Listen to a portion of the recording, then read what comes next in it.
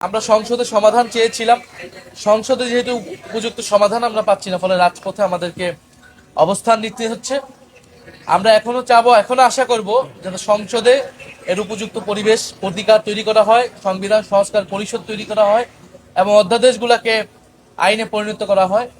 আমরা চাই না দেশের সামনের বিএনপি বা সরকার যেটা বুঝতেছে না যে সামনে যে অর্থনৈতিক মন্দা আসতেছে, সেই জায়গায় সরকারের উপর যদি ন্যূনতম আস্থা জনগণের না থাকে, বিরোধী দলগুলো না থাকে, এই সরকার এই বিএনপি সরকার পরিচালনা করতে পারবে না। কারণ সামনে ব্যাপক অর্থনৈতিক টালমাটাল পরিস্থিতি বাংলাদেশের জন্য আসতেছে, আন্তর্জাতিকভাবে যুদ্ধ পরিস্থিতি চলতেছে। সেই জায়গায় রাজনৈতিক দলগুলোর ঐক্য প্রয়োজন ছিল, জনগণ তাহলে একটা আস্থার জায়গা পেত। ফলে সরকারের প্রতি আহ্বান থাকবে, সরকার 2/3 তারা আসন সংসদে পেলেও রাজপথ বা জনগণের ভিতরে কিন্তু বিএনপি নেই। আর বিএনপি ভোটের হিসেবেও কিন্তু বিএনপি 70% ভোটকে অগ্রাহ্য করে এই সিদ্ধান্তগুলো নিচ্ছে।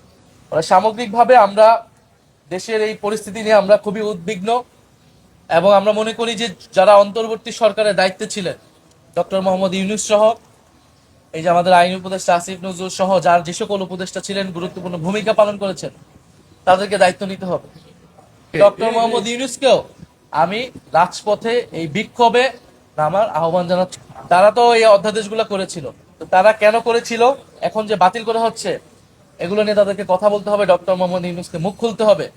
তারা অধ্যাদেশ করে চলে গিয়েছে, একটা ইলেকশন ইঞ্জিনিয়ারিং করে বিএনপির হাতে ক্ষমতা দিয়ে চলে গিয়েছে। এখন এই আইনগুলো অধ্যাদেশগুলো বাতিল হয়ে যাবে, সংস্কার হবে না, আর তারা কোনো কথা বলবে না, তারা যার যার ক্যারিয়ারে ফিরে যাবে।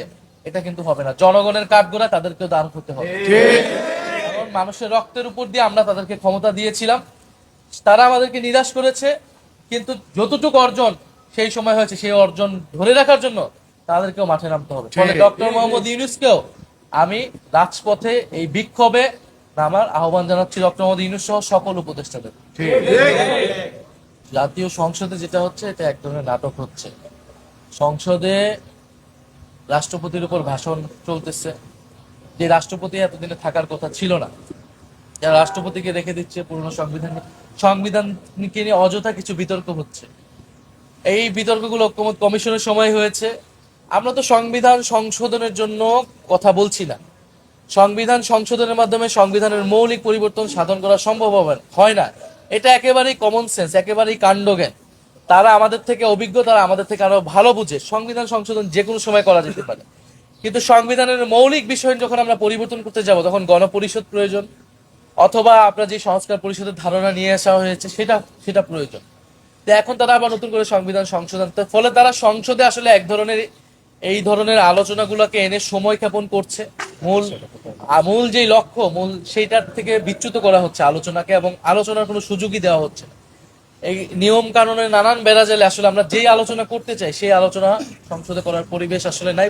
পরিবেশ না দিকেই আমাদেরকে রাজপথে আসতে হচ্ছে। তারপরে আমরা সংসদে, রাজপথে, যেখানে যেখানে আমাদের সুযোগ আছে, আপনাদের মাধ্যমে আমরা আমাদের কথাগুলো বলে যাই। সংসদকে অকার্যকর করে দিচ্ছে সরকারি দল। সংসদকে আমরা কার্যকর করতে চাই। সংসদ, এটা তো 2টা নির্বাচন হয়েছে, গণভোট এবং জাতীয় নির্বাচন। জাতীয় নির্বাচন হিসেবে সংসদ হয়েছে, সেই সংসদ কার্যকর আছে। কিন্তু আরেকটি নির্বাচন, যেই নির্বাচনের ফলে সংবিধান সংস্কার পরিষদ হওয়ার কথা ছিল, যার দায়িত্ব ছিল এই সংসদ সদস্যদের, তারা তো সেইটাকে অকার্যকর করে রেখেছে। ফলে এইবারের এটা কিন্তু অলরেডি অর্ধেক অকার্যকর হয়ে গিয়েছে।